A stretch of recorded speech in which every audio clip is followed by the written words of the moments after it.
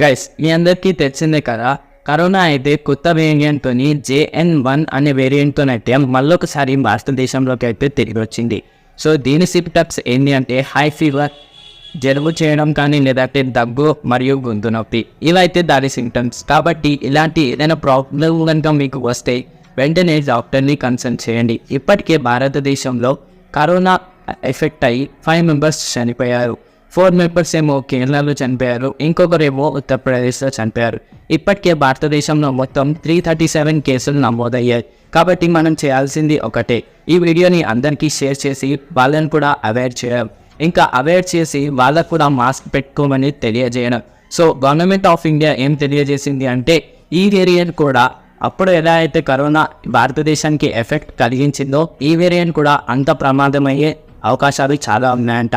so ఈ వీడియోని ఎంతమందికి అయితే అంతమందికి షేర్ చేసి